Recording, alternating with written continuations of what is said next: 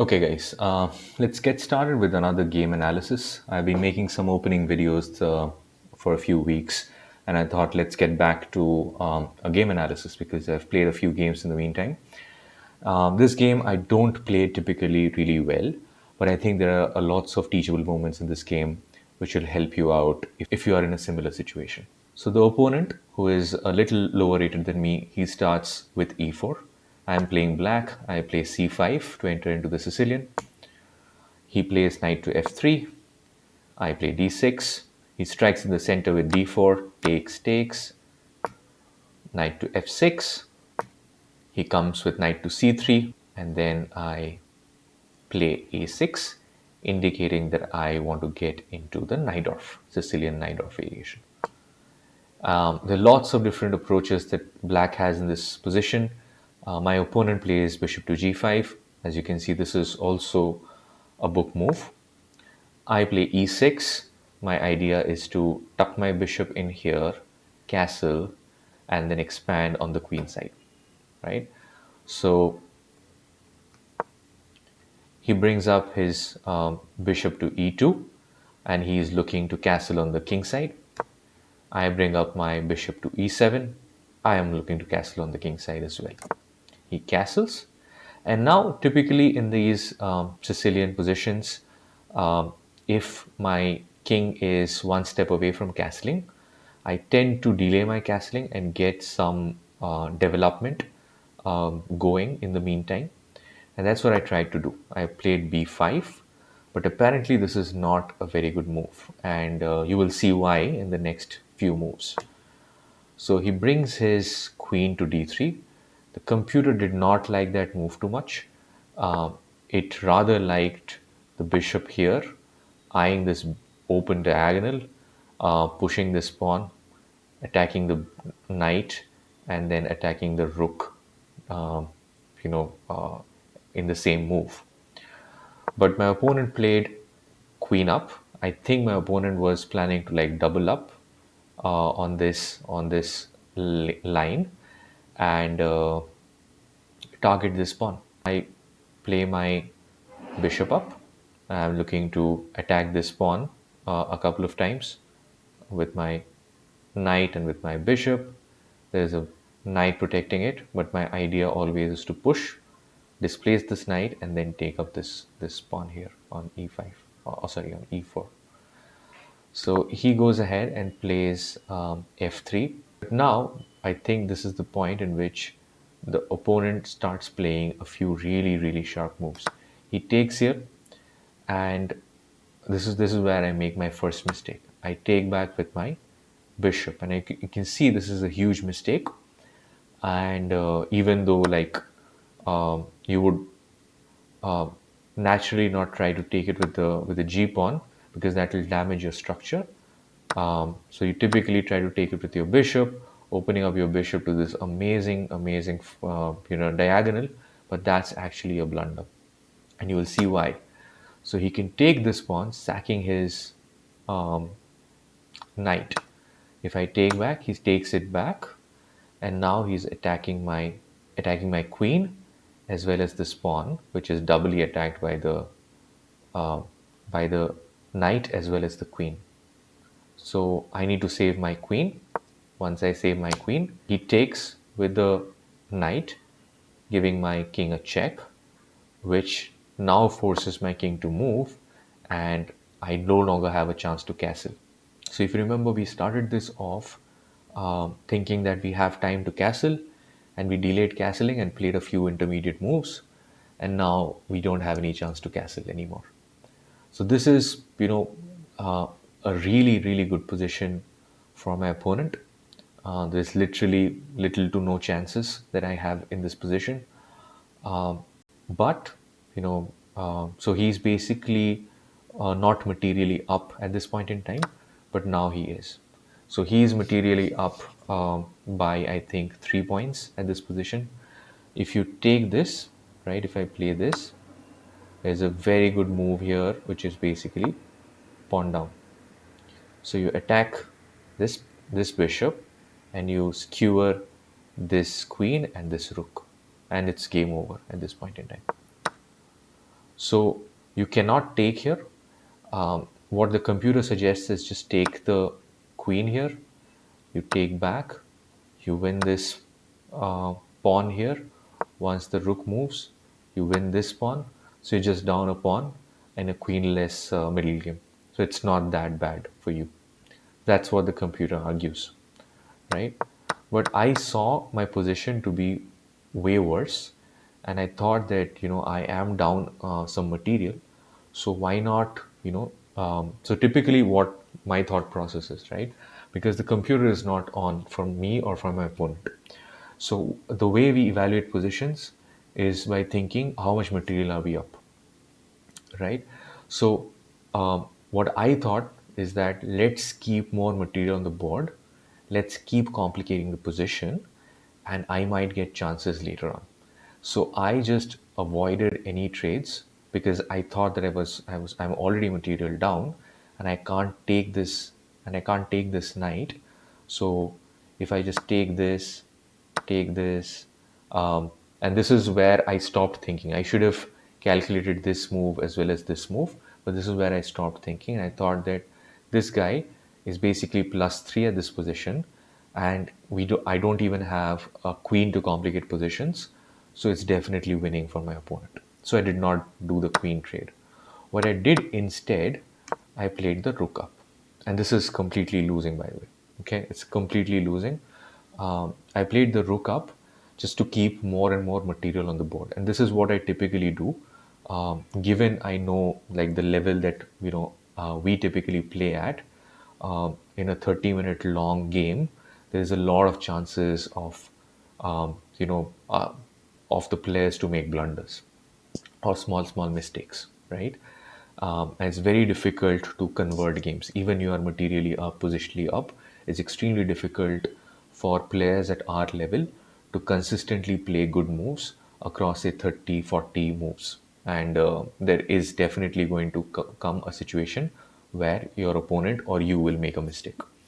So my opponent is already up material, so I wanted to keep the position more complicated, and uh, just to give me a little more chances of my opponent making some mistakes, right?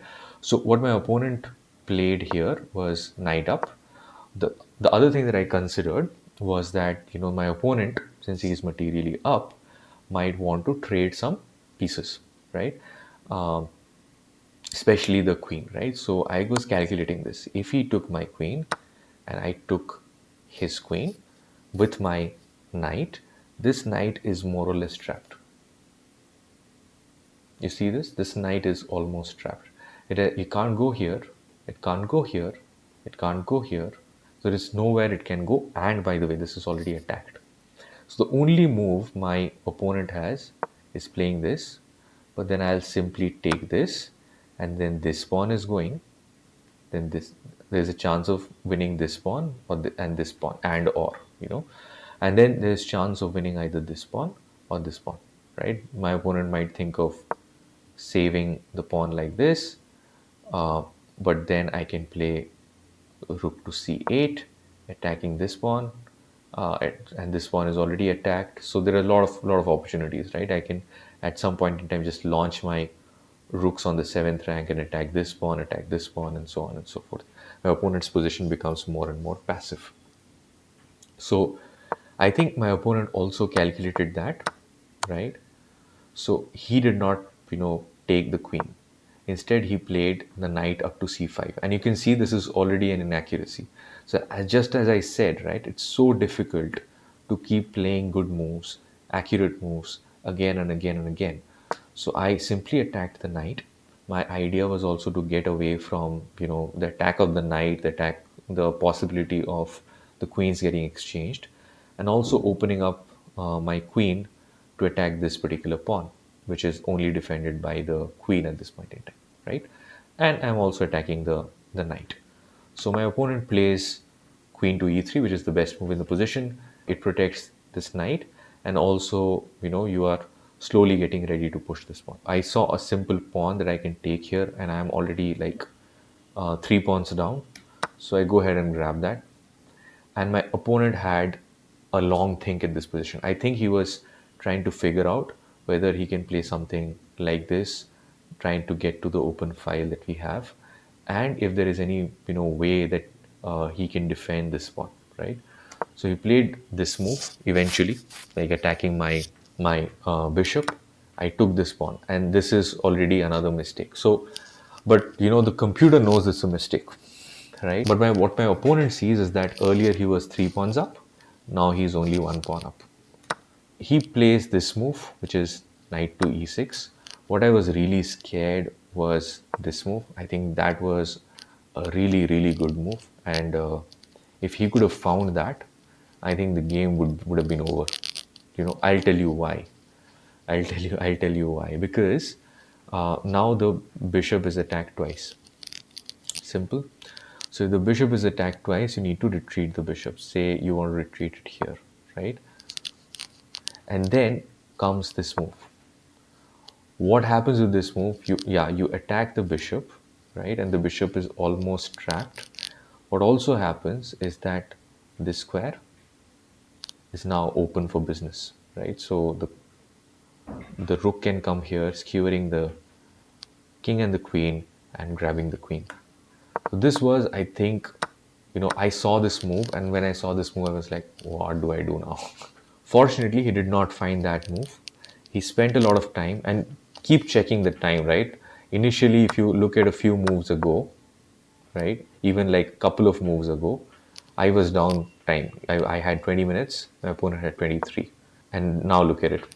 I have 18 minutes, my opponent has only 12 minutes. And he made this sacrifice, and the sacrifice is not completely stupid. So if you feel free to pause your video to figure out what was the purpose of the sacrifice. The idea is, and I had analyzed it before I took this, took this knight, and it was pretty simple. The knight takes here, rook to b2. If I take the rook, if I take the rook, this check comes, and he wins the rook. But again, my motive when in a situation when I'm down a couple of pawns is always to keep more and more material on the board. So I just retreated, and this combination which I played, refuting what he wanted me to play, is actually worse for me. But the difference between this position is that I have more material. I have two of my major pieces as well as my queen, right? So now he has some initiative and he starts checking my king, but I'm not too concerned here. I just move my king, and now he activates his bishop. This is not a bad move at all. Activates his bishop, activates the rook is active. He can think about playing the rook here and start attacking this square. This square is very soft at this point in time. So what I did, one of the pieces that I did not have in the game, I just moved this piece. And the computer does not like it. The computer wants me to play rook here, so that basically I am castling my hand. In the next move, maybe I can play the king back here and enter into a position which resembles castling, right? But my idea here was simple. Why I played, by the way, this knight move. It had multiple reasons why I played it.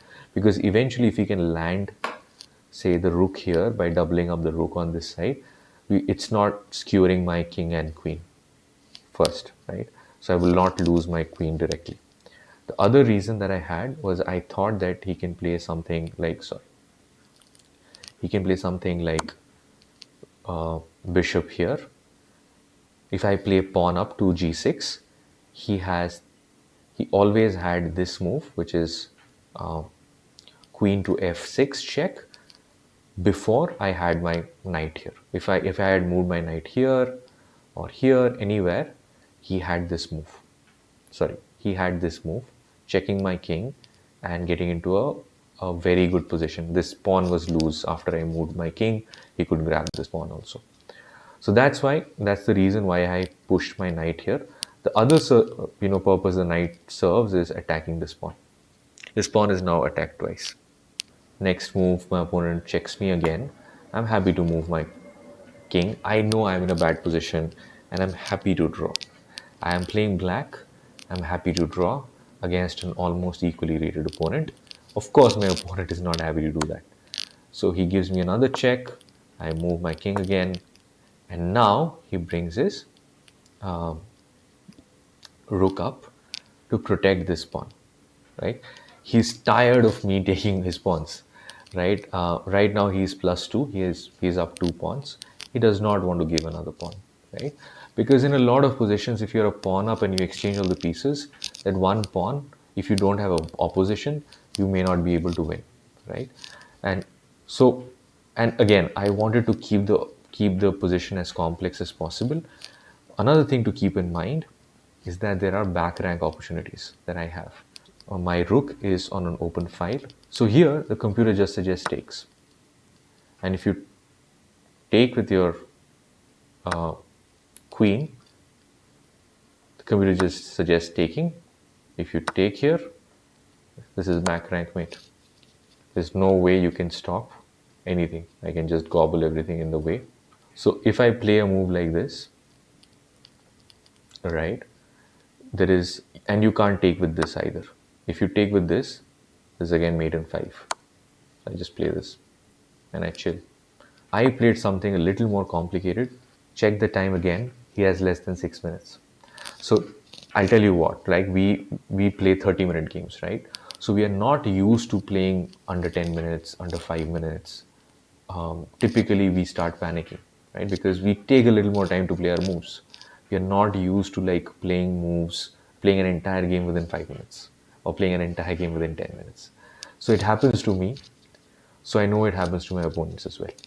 So so think about this. Now this move attacks, it's a mistake as per the computer because the computer just wanted me to take this.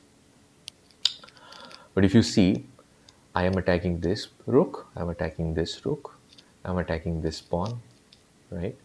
And yeah, so there is a lot of things happening here and my opponent is down time. So think about it, if he just plays something like this, right? What's the move here? Pause your video and figure out what the move here is. Congratulations to anybody who found it, who found this move. This is mate. So the move my opponent played, which instantly finished the game, was this, and it is over because he didn't. He he missed that I was attacking this rook as well, and this is checkmate. So as you can understand, even if you are positionally weak, even if you are materially down, there are opportunities that you can have. It's a long game. If you can keep the position tight and exciting and you know susceptible for the opponent to make mistakes, he might end up making mistakes. That's all, guys. I completely misplayed the opening, so I need to learn about that a little bit. Okay, thanks, guys. Take care. Bye bye.